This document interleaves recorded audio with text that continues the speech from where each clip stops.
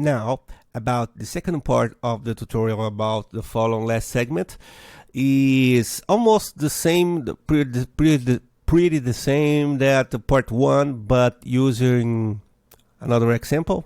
Let me select this color right here, click here,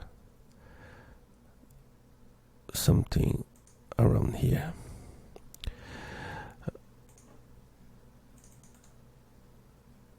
Fix the back. Okay.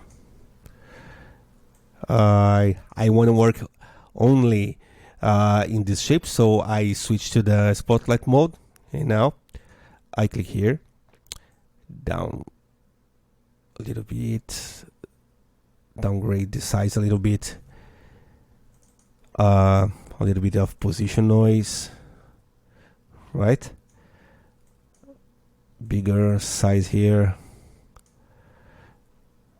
and this point, little bit of transparency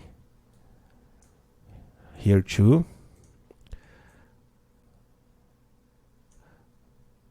A little bit of rotation noise, more position noise, and here we go. Okay, and let's get off the spotlight mode, and as you can see here, the animation goes on.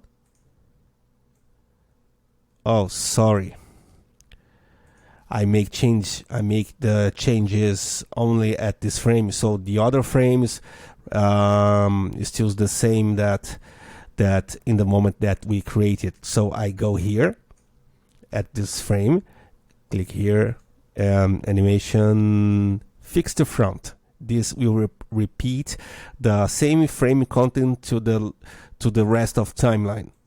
Okay, now we are okay. Go here. Now we're gonna do the same that we did in the tutorial, the first tutorial. Click here, and when you use the last segment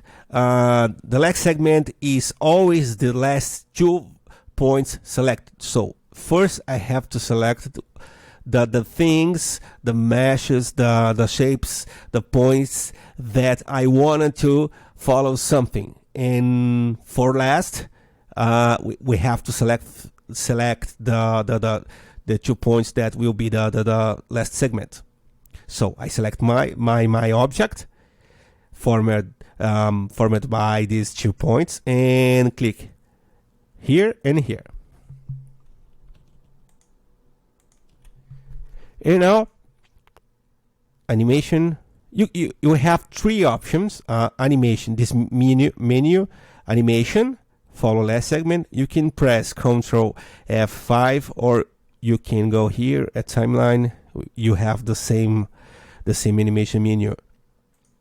So what we have now is this. You can see here that